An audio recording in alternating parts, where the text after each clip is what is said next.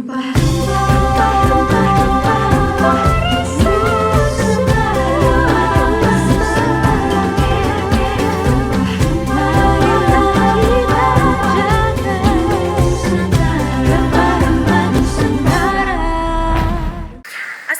warahmatullahi wabarakatuh. Nama saya Mutia Zahra, saya dari Kopi Murah. Hari ini kami akan melaksanakan ngerempah show, yaitu dengan memasak masakan dari khas tradisional Sumatera Utara, yaitu ikan arsik, Mas. Baiklah, di sini sudah ada bahan-bahannya semuanya. Chef, boleh dijelaskan apa-apa saja bahan-bahan untuk memasak arsik ikan Masnya? Bahan-bahannya yang pertama itu ada bawang merah, ada bawang putih, cabai merah, cabai rawit, asam cekala, daun jeruk, daun salam, ada lengkuas, ada jahe, ada kunyit, kemiri, kacang panjang, kecombrang, serai, bawang batak, asam glugur,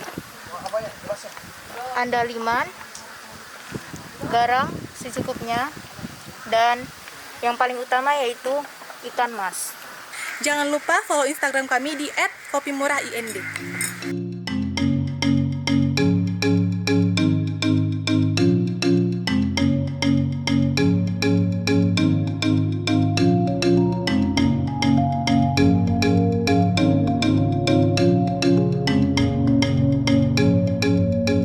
Salam museum di hatiku, Horas Mujuah-juah, ahoy.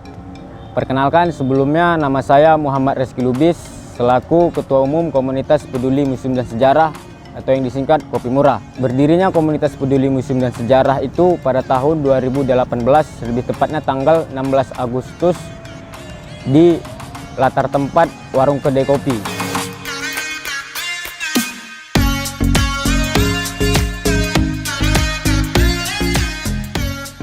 Ide berdirinya dari komunitas ini yaitu minimnya minat dan kepedulian dari pemuda-pemuda khususnya Kota Medan terhadap kepedulian terhadap sejarah dan juga museum.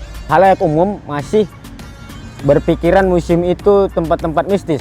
Nah, dengan ini, dengan hadirnya Kopi Murah dan juga dengan kolaborasi berbagai pihak-pihak terkait, lebih mencintai apa itu sejarah dan apa itu kebudayaan dengan cara kita lebih sering-sering ke museum gitu. Karena museum ini merupakan suatu tempat terkecil dari suatu daerah. Kita mengenal suatu daerah itu dengan mengenal yang ada di dalam museumnya.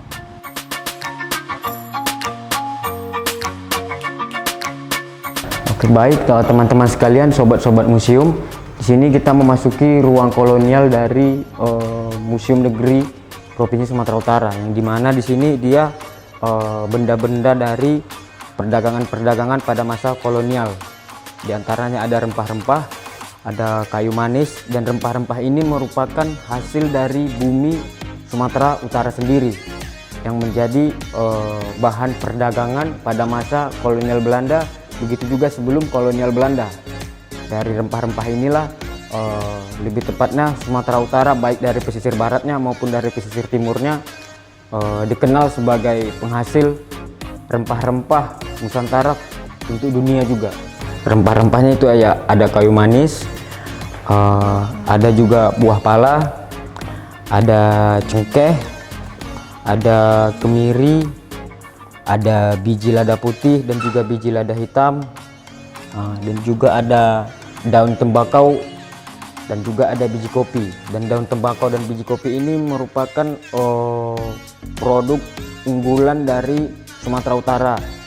Sampai-sampai di Sumatera Utara ini tersebar dari Kesultanan daerah Sumatera Timur itu penghasil tembakau, yang dimana dulu pada zaman kolonial tembakau dari Sumatera Timur yang ada di Sumatera Utara menjadi tembakau yang kualitasnya masuk sebagai rating internasional. Begitu juga dengan biji kopi dari Sumatera Utara yang terkenal dengan biji robustanya.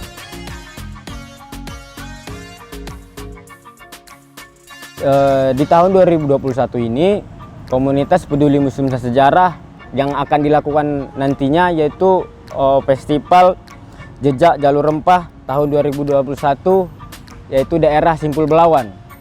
Dan selanjutnya yaitu ada live edukasi Kemenyan.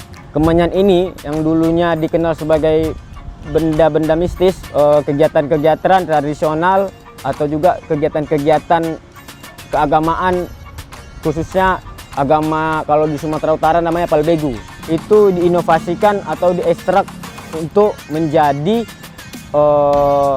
pewangi ruangan dan juga antibiotik. Dan selanjutnya itu kegiatan live ngerempah kuliner, yang diantaranya itu siaran langsung dengan cara memasak andaliman, yang merupakan makanan khas Sumatera Utara yang akan diakui sebagai warisan budaya.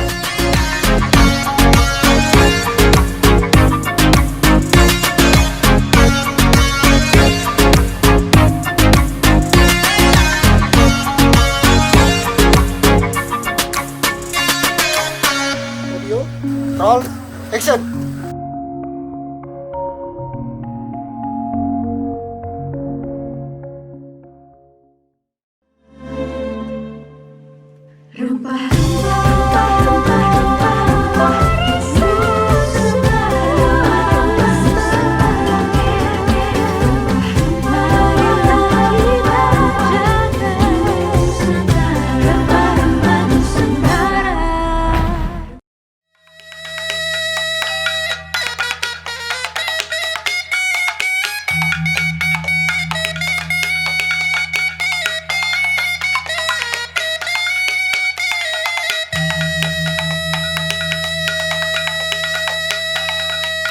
Yayasan Masyarakat Peduli Karo sudah berdiri sejak tahun 1999, di mana aktivitasnya adalah membina, mengembangkan seni pertunjukan Karo.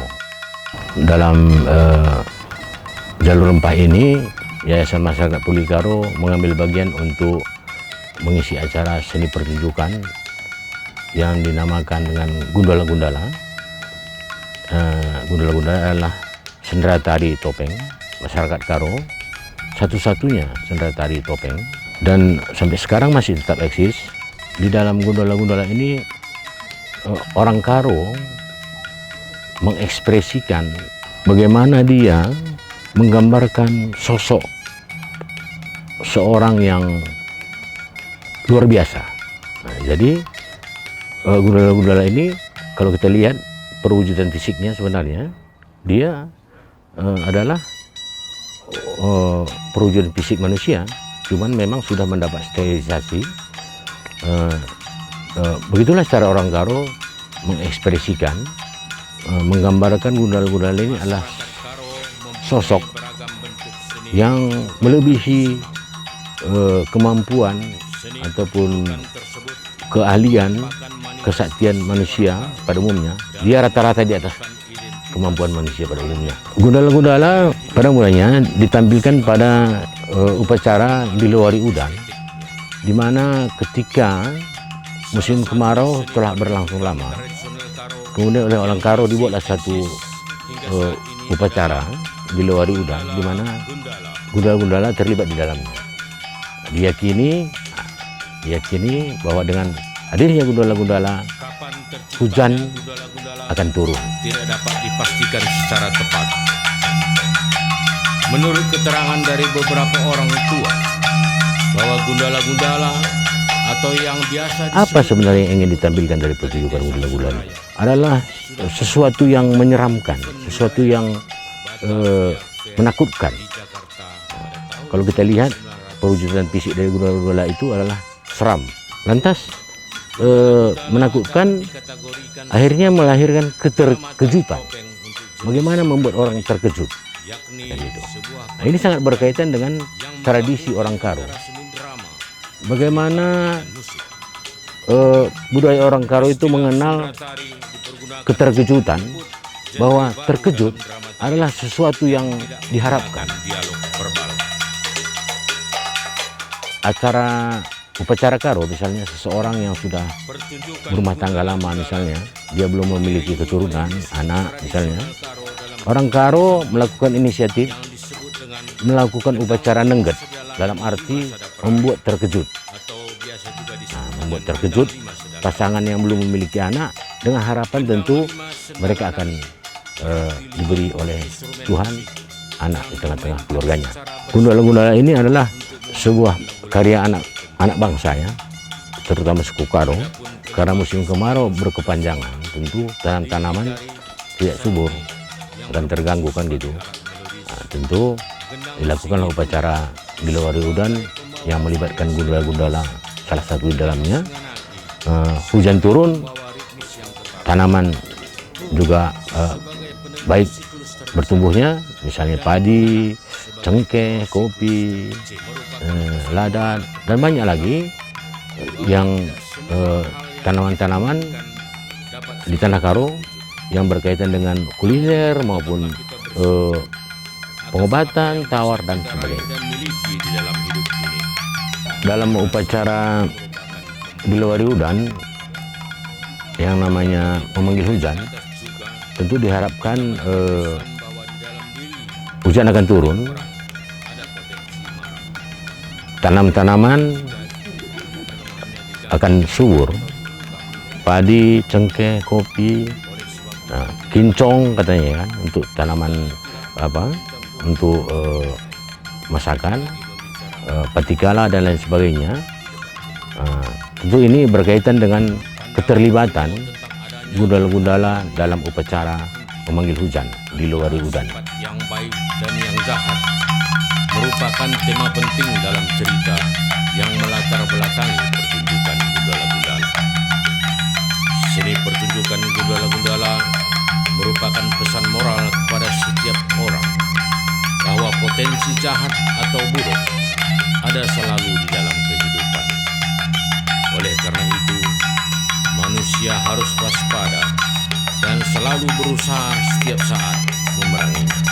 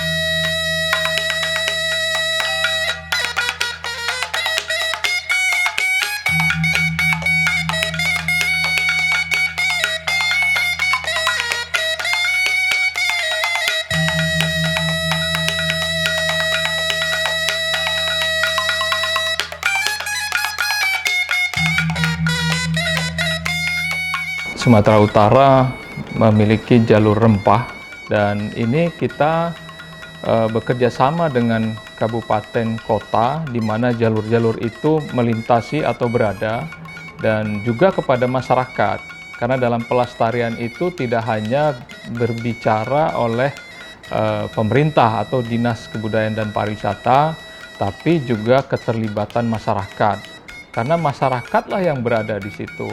Sebagai contoh, kita lihat ada di Barus, kita tahu itu merupakan jalur rempah pada masa lalu, di mana di tempat itu ditemukan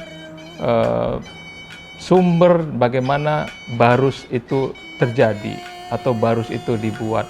Dan kita, Dinas Kebudayaan Pariwisata Sumatera Utara, telah melakukan kolaborasi khususnya dengan beberapa kabupaten di mana tempat-tempat situs atau jalur itu berada. Salah satunya adalah Kabupaten Pakpak Barat, di mana kita akan berusaha melindungi jalur rempah, khususnya bagaimana kapur barus itu dihasilkan, yang merupakan bagian rempah-rempah, dan tentunya ada jenis banyak rempah yang lain yang ada di Sumatera Utara.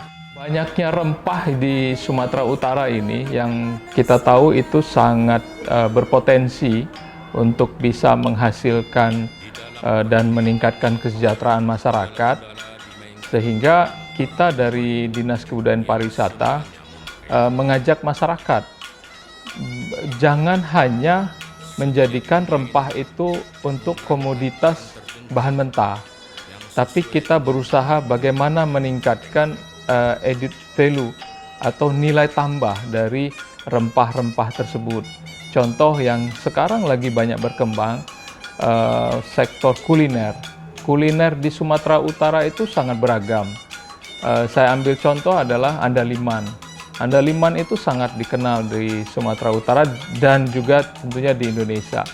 Dan andaliman sendiri tidak hanya untuk masakan yang sifatnya, contoh kita tahu ada di salah satu etnik Batak, tapi dia juga bisa dikembangkan menjadi sebuah komoditas yang bahan jadi, sehingga nilai jualnya lebih tinggi. Jadi tidak hanya menjual bahan mentah, tadi rempah-rempah, contoh kunyit hanya jual mentah, tapi justru kita bagaimana mengkreatifkan, kemudian memberi inovasi terhadap bahan-bahan tersebut, akhirnya menjadi bahan yang sangat bernilai tinggi untuk dijual, sehingga secara otomatis memberikan kesejahteraan untuk masyarakat. Yaitu seperti kunyit, pala yang juga dikirim ke luar negeri dan itu masih berlanjut. Namun tadi saya bilang bahwa itu sifatnya terkadang yang kita kirim masih bahan mentah, sehingga kita harus mengajak masyarakat bagaimana supaya bahan mentah ini bisa muncul menjadi bahan yang siap dijual tapi sudah merupakan barang jadi, yang tentunya memiliki nilai jual yang lebih tinggi ketika hanya dijual dengan bahan mentah. Bahwa kita harus mampu mensosialisasikan ini kepada seluruh khalayak, bahwa Sumatera Utara itu adalah merupakan salah satu jalur rempah. Kita akan memberikan kesempatan kepada seluruh stakeholder kita untuk mempublikasi bahwa jalur rempah itu ada di Sumatera Utara.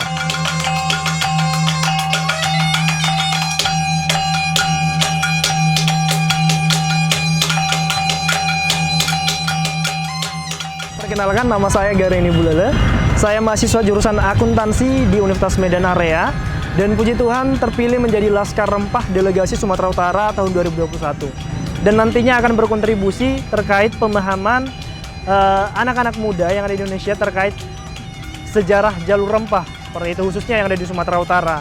Kemudian harapannya dengan adanya platform Muhibah Budaya Jalur Rempah ini, saya berharap anak-anak muda yang ada di Indonesia dapat memahami sejarah jalur rempah yang nantinya akan ditetapkan menjadi warisan budaya tidak benda oleh UNESCO. Kontribusi saya setelah mengikuti kegiatan ini adalah saya akan promosikan kegiatan budaya-budaya dan rempah-rempah yang ada di Indonesia, dan tentunya budaya rempah-rempah ini menjadi warisan budaya tak benda dan ditetapkan oleh UNESCO. Jalur rempah itu ada di Sumatera Utara dan tentunya ini akan kita rawat, kita akan pelihara ini supaya ini menjadi sejarah budaya dan ini akan menjadi sesuatu yang bisa kita sampaikan kepada anak cucu kita.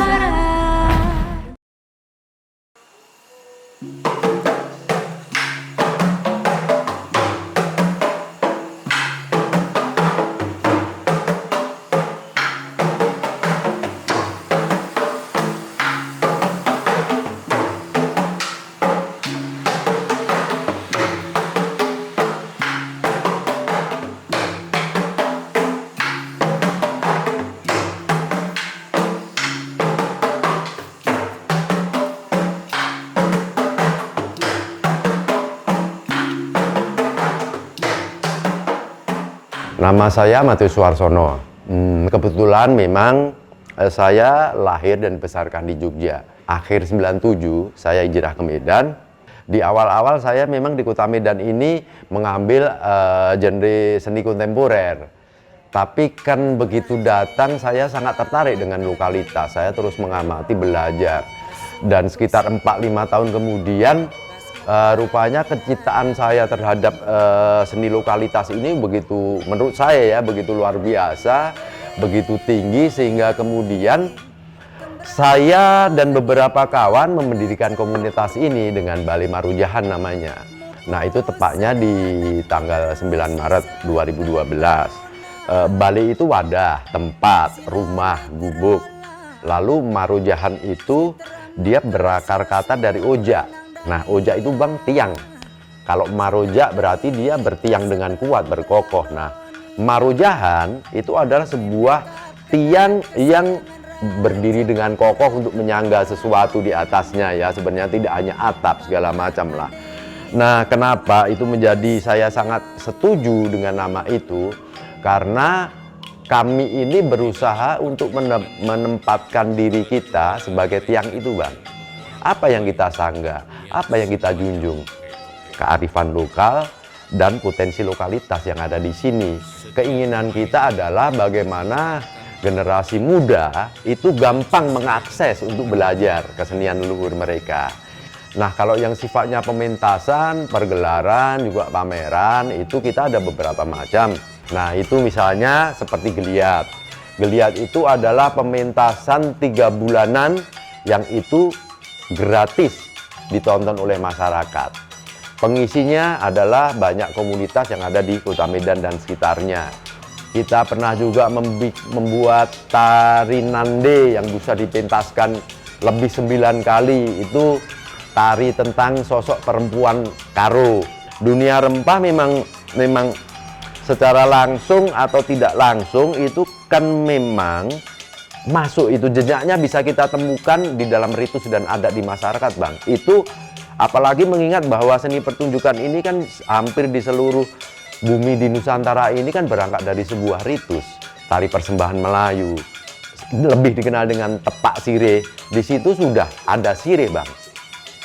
Sirih dan kelengkapannya ini memang kemudian di situ ada tembakonya, ada kapurnya, ada pinangnya, ada kalau di Batak lagi ada jeruk purut, ada limo purut.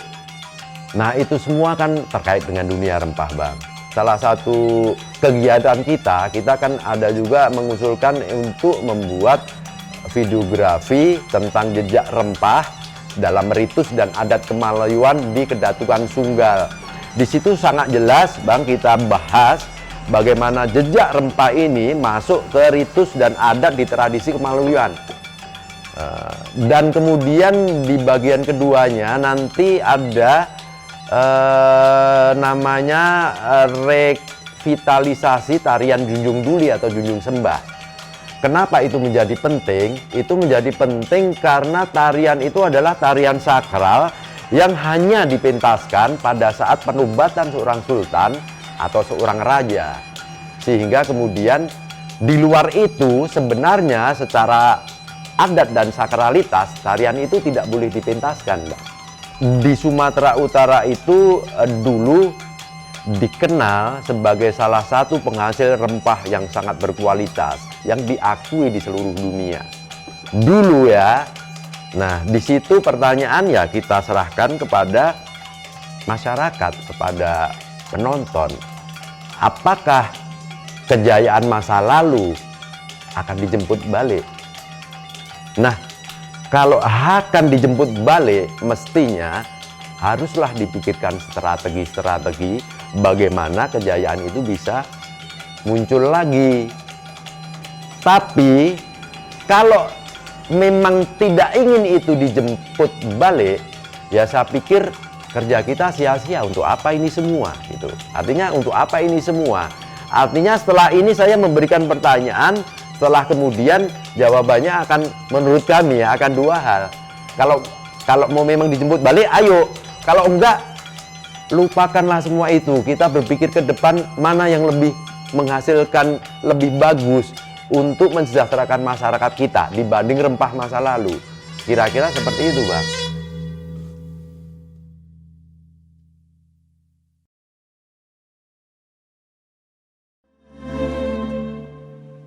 Rempah-rempah, rempah-rempah, rempah,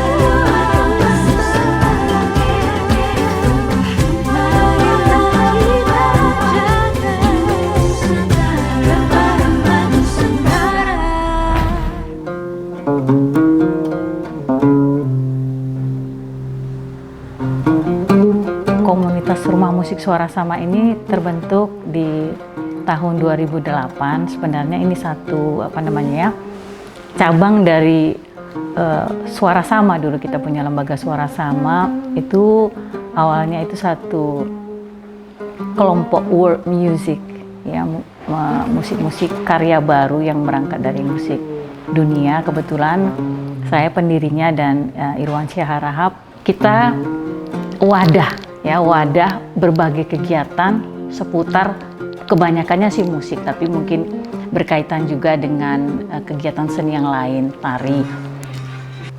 Fokus kami di sini di Suara Sama, musik tradisi Sumatera Utara, musik dan tari tradisi Sumatera Utara. Jadi kami juga berkolaborasi dengan seniman-seniman, musisi, maestro, musik tradisi yang ada di Sumatera Utara untuk bergabung membuat pertunjukan musik, membuat workshop. Kenapa kami sebut rumah musik ya? Ya karena banyak alat musik di sini, gitu.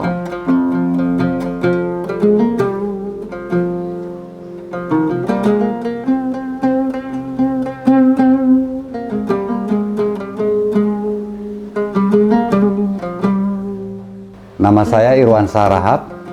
Saya direktur dari kelompok musik Suara Sama yang beraliran world music dalam rangka Festival Jalur Rempah di tahun 2021 ini. Kita mengangkat satu tema merayakan Jalur Rempah lewat bebunyian. Kita beri judul itu, subjudulnya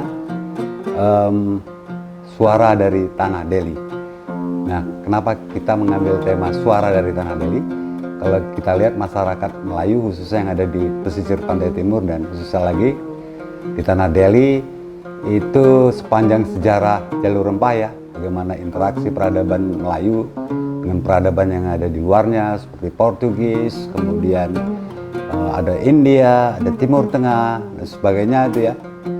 Di peradaban musik Melayu itu sesungguhnya mewarisin berbagai genre yang ada. Misalnya kita nanti akan membawakan gaya musik Melayu yang disebut zafin, ghazal, kemudian dan lainnya itu ya.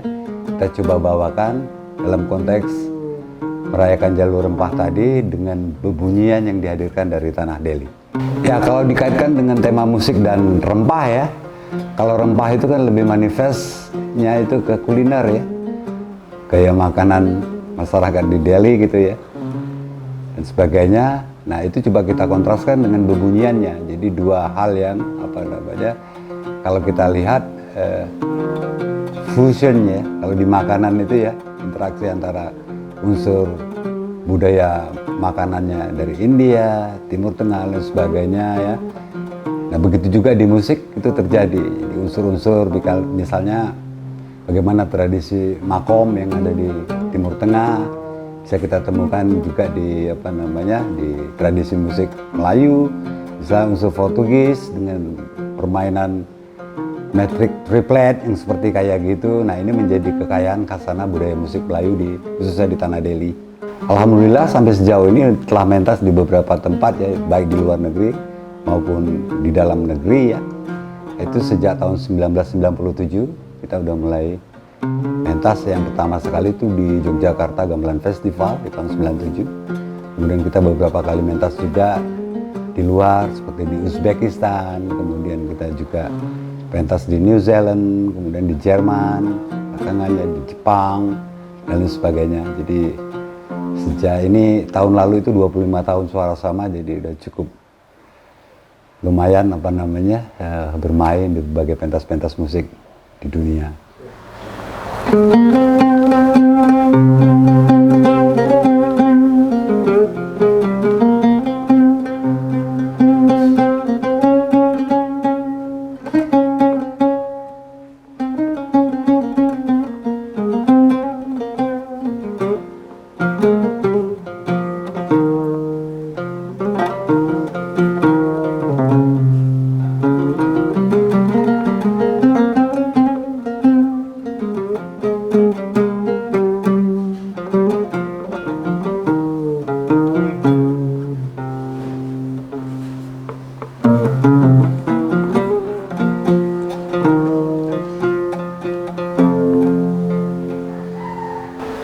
permainan yang gambus yang saya mainkan tadi itu disebut taksim ya. Taksim itu bentuk bebas improvisasi dari permainan gambus ya, tanpa diiringin. Biasanya nanti kalau dalam permainan musik setelah taksim itu masuk ke tema lagu diiringi dengan nyanyian atau dengan alat musik yang lain. Jadi ini bentuk yang tradisi yang tua ya, di tradisi khususnya Timur Tengah, dan juga terdapat di beberapa wilayah di musik tradisi Melayu yang ada di Nusantara.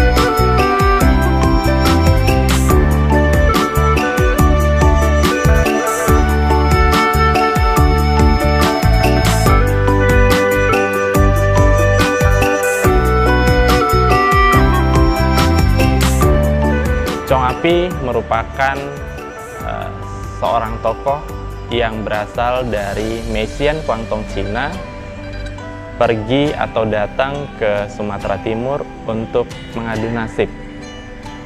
Awalnya beliau menjadi pedagang, yang lalu kemudian beliau turut mengikuti rekam jejak dari abangnya yaitu Chong Yong-yen untuk membuka bisnis perkebunan di Sumatera Timur. Dan tentu saja mereka perlu membangun jejaring dengan pemerintah Hindia Belanda dan juga pemerintah atau Kesultanan Delhi pada saat itu. Sehingga dengan jejaring ataupun hubungan baik antar elemen masyarakat memungkinkan untuk mereka membangun bisnis perkebunan di Sumatera Timur. Chong bersaudara sangat banyak andil, berpartisipasi, serta berkontribusi di dalam pembangunan Sumatera Timur ataupun Kota Medan. Misalnya di dalam pembangunan sarana prasarana, jalan, bangunan tempat ibadah, sekolah, dan juga bahkan jembatan serta rumah sakit yang diperuntukkan untuk seluruh masyarakat Kota Medan. Di perpustakaan ini kita bisa melihat peninggalan dari Mayor Chong Api dan juga anak turunannya. Tentu saja di buku-buku ini kita bisa menelusuri ya rekam jejak dari Mayor Chong Api lewat kegiatan atau aktivitasnya di Sumatera Timur atau Kota Medan. Kita sedang berada di ruangan galeri foto masyarakat yang bekerja di perkebunan Mayor Chong Api. Dan juga di bawah sini kita bisa melihat aktivitas perempuan di dalam pemetikan atau pemanenan biji kopi. Dan yang di sebelah sini kita bisa melihat rumah dinas dari Mayor Chong Api yang ada di Pulau Brayan. Kenapa di Pulau Brayan? Jadi agar Mayor Chong Api lebih leluasa di dalam pemantauan bisnis-bisnis perkebunannya yang ada di Sumatera Timur. Terkait mengenai program Muhibah Jalur Rempah ini, kami ingin menjadi bagian penting menjadikan program ini momentum penting di dalam menyemarakkan dan mensukseskan program Muhibah Jalur Rempah lewat kegiatan webinar nasional yang akan dibawakan atau sebagai narasumbernya Profesor Dr. Arthur S. Nalan, M.Hum, yang merupakan guru besar dari Institut Seni Budaya Indonesia atau ISBI Bandung. Lalu kemudian narasumber yang kedua yang juga merupakan seniman asal Medan, Ibu Ngartini Huang, beliau sangat ahli atau piawai di dalam bermain musik kecapi atau kuceng, alat musik kecapi tradisional Cina, yang selanjutnya akan coba kami kemas dan suguhkan kepada seluruh elemen masyarakat di dalam menyemarakkan program Jalur Rempah. Dan juga barangkali rempah-rempah yang ada di daerah Tapanuli, yang sebenarnya ini menjadi langkah atau momentum penting program Muhibah Jalur Rempah untuk kita bersama-sama menelusuri rempah-rempah apa aja yang dulu barangkali menjadi bagian dari bisnis perkebunan yang digalakkan oleh Chong bersaudara di Sumatera Timur. Bangsa Asia termasuk Tiongkok yang sebenarnya datang ke Sumatera Timur ini tidak melulu untuk berdagang, tapi juga bertukar atau barter antara dengan barang-barang yang mereka bawa dari Tiongkok dengan rempah-rempah yang melimpah ruah di Sumatera Timur. Ini akan menjadi momentum, kami pikir, sekali lagi untuk kita gaungkan bersama-sama program Muhibah Jalur Rempah secara meluas ke Nusantara bahkan dunia, gitu barangkali. Nama saya Ibu Mimi Wayu Dharma, adalah cucu almarhum Chong Afi. Harapan saya semoga pemerintah turut andil untuk melestarikan bangunan bersejarah Rumah Chong Afi Museum untuk merawat dan melestarikan tempat ini, sehingga museum ini bisa menjadi wadah literasi dalam upaya pengenalan budaya dan sejarah di Nusantara.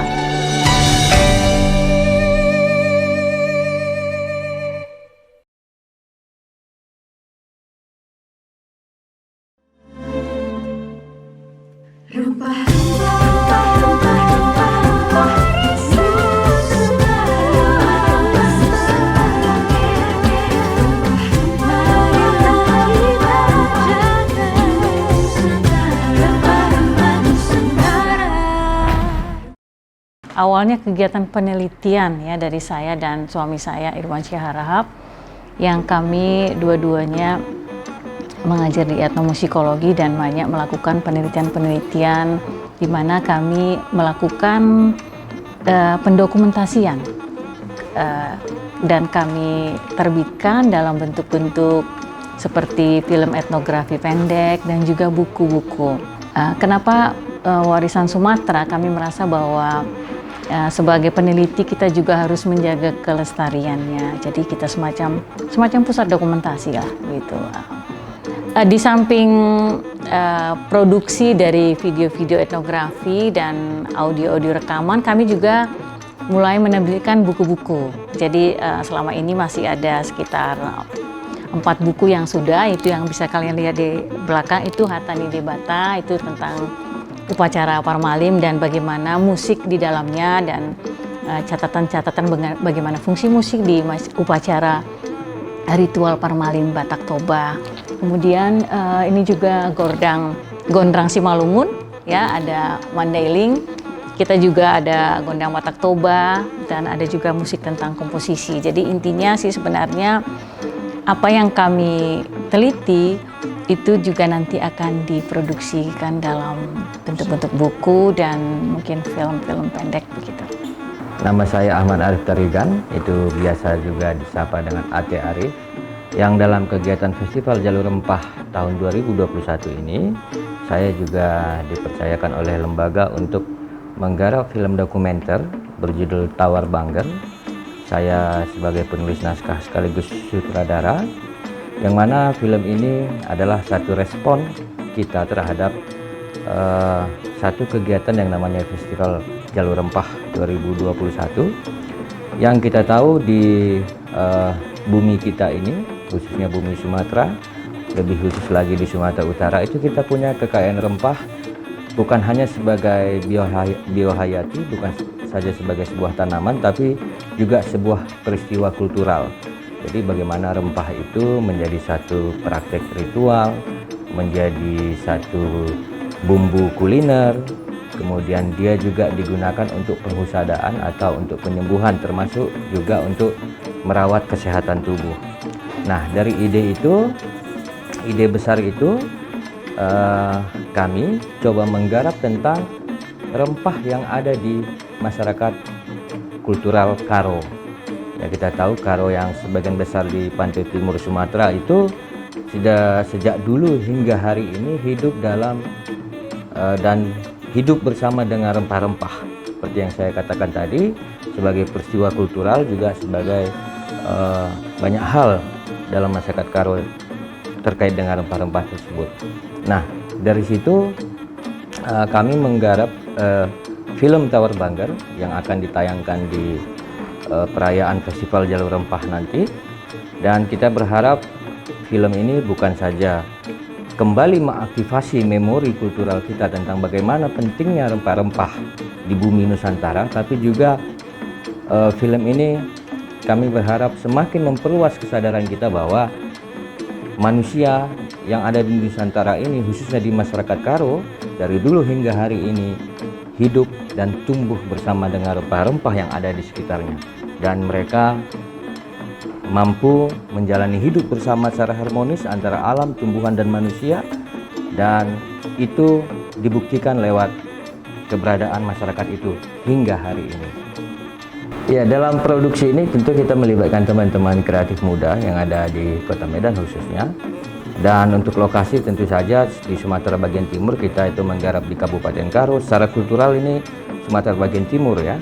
Tapi secara administratif kita itu paling tidak ada di 3 lokasi, Kabupaten Karo, Deli Serdang, dan Kota Medan, untuk menggambarkan bagaimana tradisi rempah dan sejarah rempah yang kalau kita di Sumatera bagian timur itu ada satu istilah khusus yang namanya perlanja sira atau si pembawa garam. Jadi kita coba menggali itu dari perspektif historis, dari perspektif kultural, dan dari perspektif bagaimana rempah-rempah itu masih bertahan hingga hari ini dalam konteks makanan, ritual, dan pengobatan. Apa yang menarik dari film ini, saya kira seringkali kita dalam keseharian kita itu luput dari hal-hal terdekat di sekitar kita sehari-hari gitu loh. Jadi sederhananya begini, kita sering abai atau luput memperhatikan secara lebih mendalam lagi tentang segala sesuatu yang sesungguhnya dia berada di sekitar kita, dekat dengan kita. Tapi begitu kita kemas, kita framing, kita jahit sedemikian rupa menjadi sebuah sajian visual, audio visual, saya kira itu akan menjadi lebih menarik karena akhirnya kita sadar bahwa itu semua ada di sekitar kita dan perlu kita jaga. Saya juga nggak mau kasih semacam spoiler ya kalau dalam film populer itu ya. Jadi saya mengundang untuk semua Bapak Ibu, teman-teman, saudara, siapapun peminat kebangkitan rempah Nusantara, saya undang untuk bersama-sama kita merayakan dengan menonton film Tawar Banggar di Festival Jalur Rempah 2021.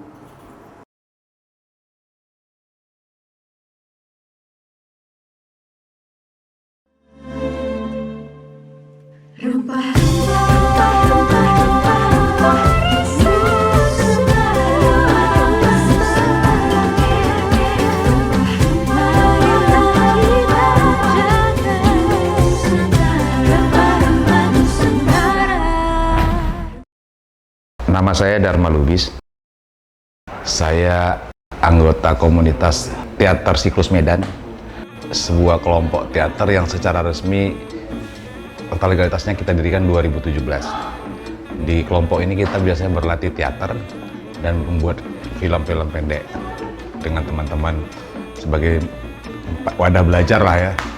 Ya, idenya ini sebetulnya berawal dari adanya open proposal untuk Jalur Rempah Sumatera. Begitu saya dapat informasi itu, saya coba cari tahu ini yang di mana, karena pantai Sumatera itu timur dan barat itu masing-masing punya karakteristik sendiri terhadap rempah. Nah, ternyata dua-dua boleh. Lalu saya coba masuk ke Barus, karena saya pikir Barus ini ada salah satu peradaban tua, bahkan paling tua kalau saya tidak salah di Asia, terkait lahirnya peradaban-peradaban di wilayah Asia ini. Nah, bahkan kata Barus itu sendiri sudah muncul menjadi sebuah nama wilayah, bukan lagi nama produk rempahnya.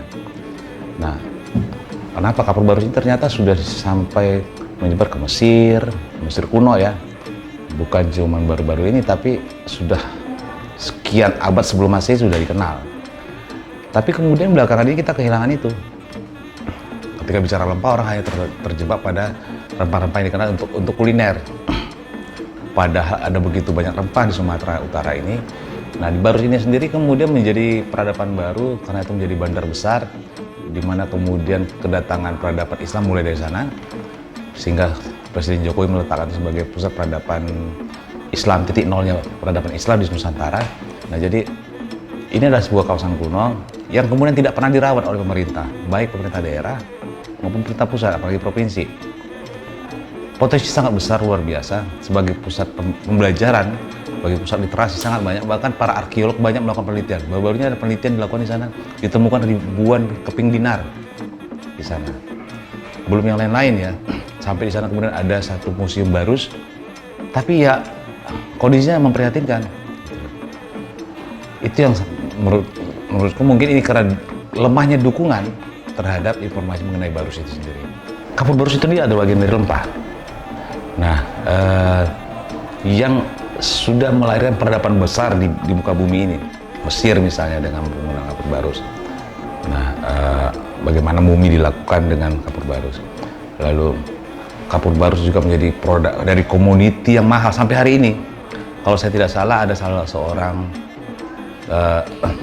ahli botani mengatakan bahwa harga kapur Barus itu 1 kilogram itu di Singapura hari ini itu sekitar 4-5 juta. Tapi kenapa nggak ditanam dan tidak dikembangkan?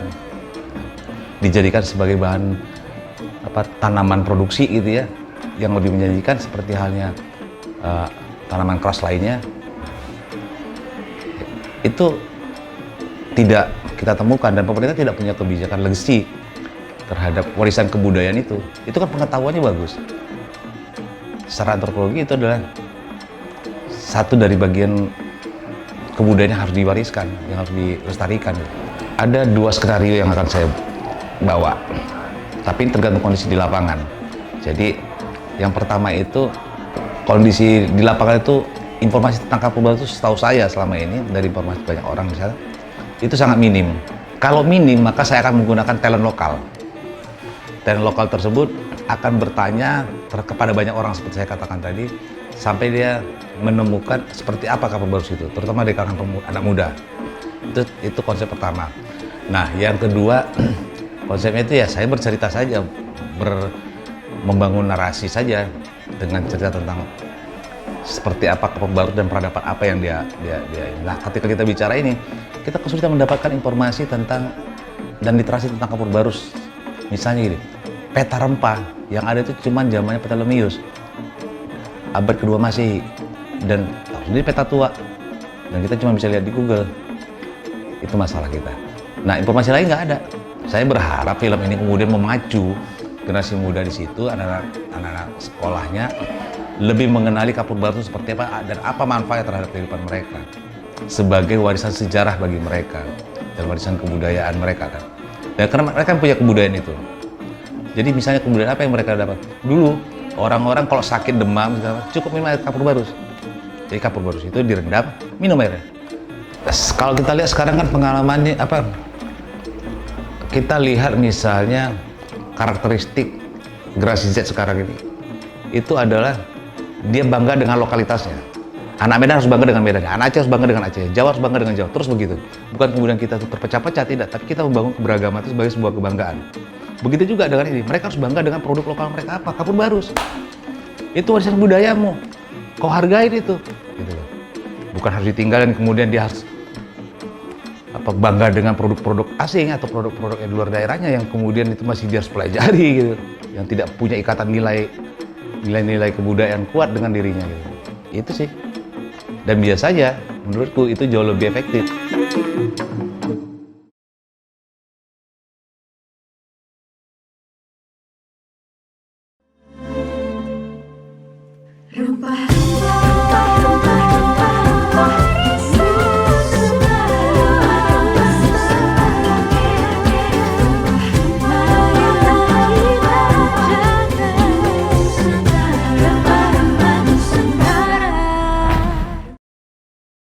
Masyarakat Nias yang ada di perantauan, yang khususnya ada di kota Medan ini, itu kan masih melaksanakan adat istiadat.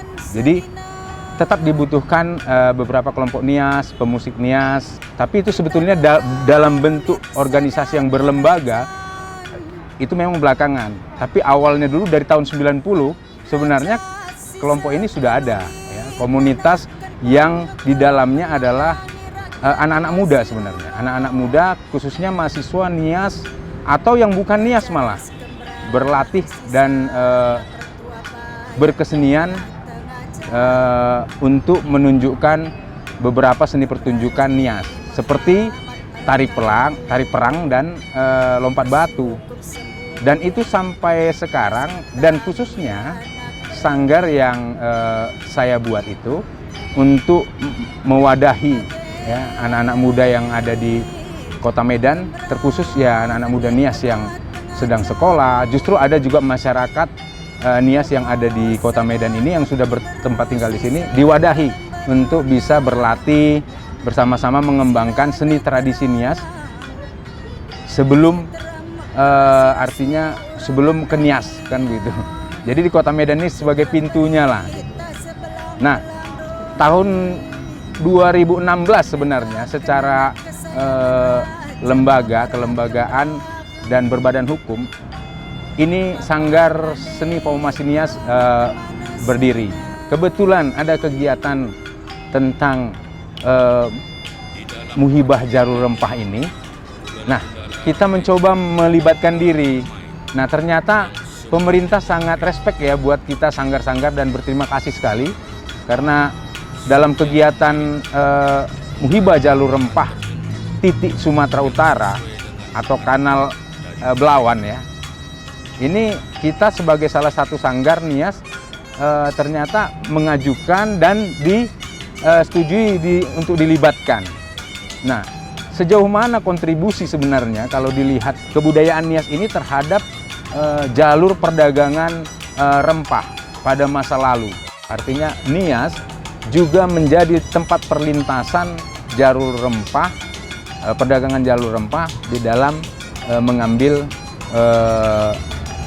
tenaga atau budak yang pada saat itu dicatat dalam sejarah. Pertunjukan yang kami tampilkan sebenarnya tidak jauh berbeda, ya, hanya lokasinya yang mungkin berbeda dari pertunjukan tari perang yang disebut dengan tari Valuaya dan hombo batu atau lompat batu yang ada di Nias.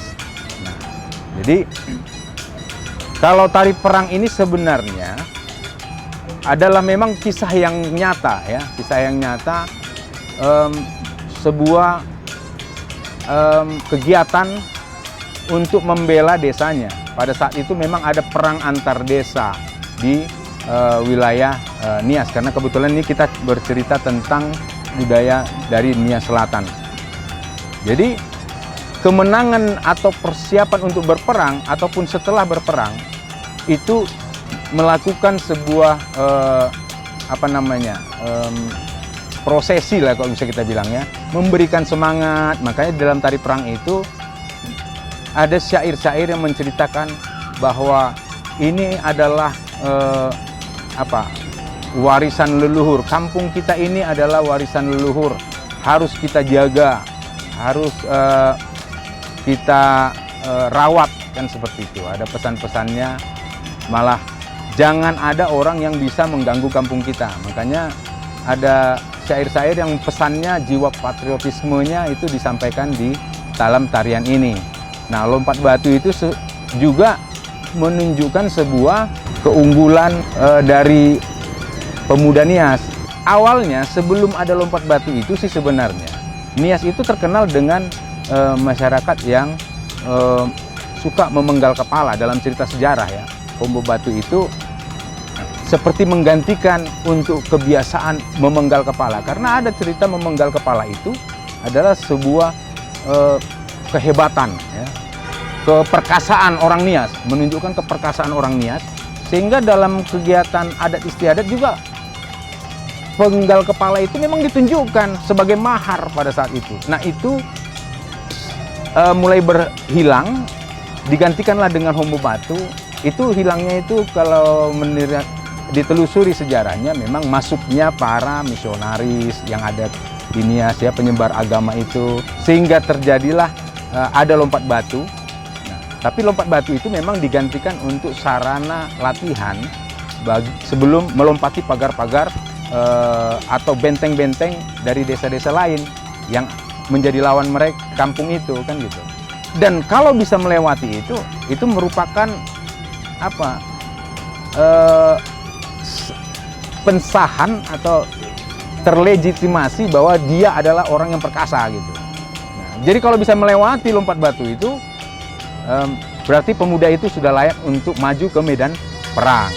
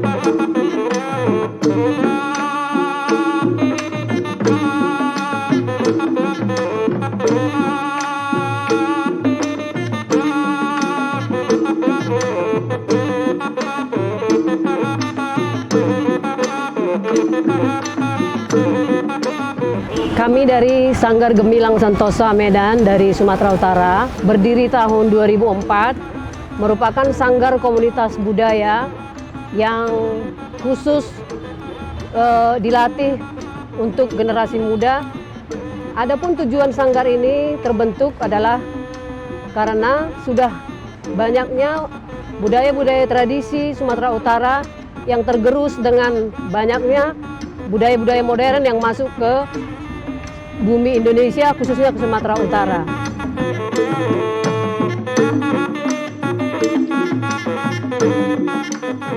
Dengan minat dan bakat dari generasi muda yang tergabung di dalam Sanggar Gemilang Santosa ini, maka saya sebagai seorang pelaku seni merangkul generasi muda tersebut untuk lebih berlatih dan melatih mereka di Sanggar Gemilang ini.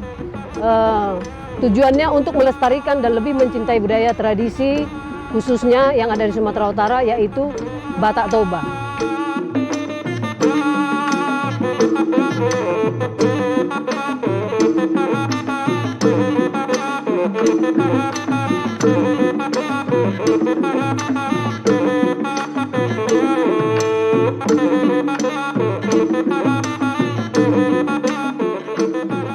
Adapun tampilan untuk Sanggar Gemilang Santosa dalam Muhibah Budaya Jalur Rempah menggelar pertunjukan gondang dan tortor Batak Toba yang terdiri dari gondang sabangunan dan gondang hasapi. Gondang sabangunan itu adalah yang terdiri dari alat musik taganing, sarune bolon, ogung, kemudian hesek. Adapun gondang hasapi itu terdiri dari sarune etek, taganing, kemudian ada garantung dan ogung. Itu merupakan perpaduan musik tradisi yang telah lama hilang, kemudian yang banyak sekarang saat ini yang mempelajarinya adalah orang-orang tua. Dengan adanya pembelajaran di Sanggar Gemilang ini, kami membelajarkan bagaimana cara belajar musik tradisi yang sudah lama dan tertinggal selama ini. Kemudian dengan adanya Muhibah Budaya Jalur Rempah ini membuktikan bahwa generasi muda saat ini sangat berpotensi untuk mengembangkan budaya tradisi, walaupun yang sudah lama mereka masih mencintai dan berusaha melestarikan budaya tradisi tersebut.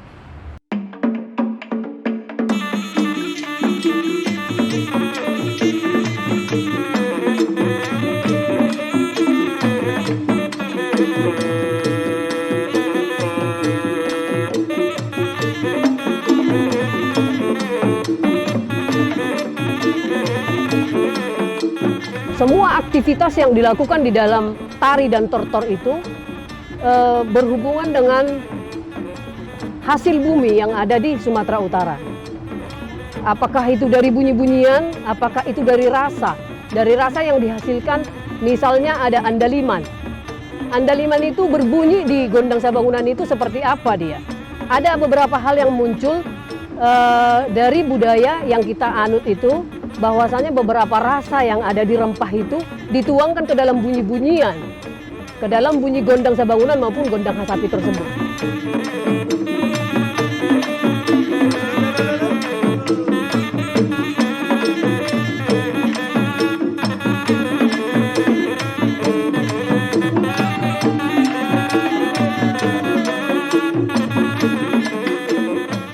Pada zaman dahulu, gondang sabangunan itu dilaksanakan untuk upacara-upacara sakral bagi masyarakat Batak Toba.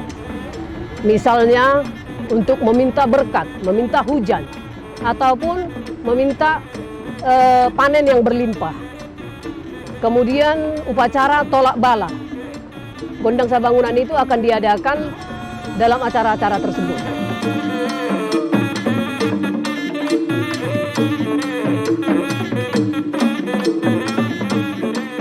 Muhibah budaya jalur rempah ini semakin meningkatkan minat generasi muda, khususnya anak SMA dan SMK, untuk lebih giat lagi mempelajari musik tradisi yang ada di Sumatera Utara, khususnya tentang musik Batak Toba, dan mereka semakin berminat untuk melestarikan budaya Batak Toba tersebut. Horas!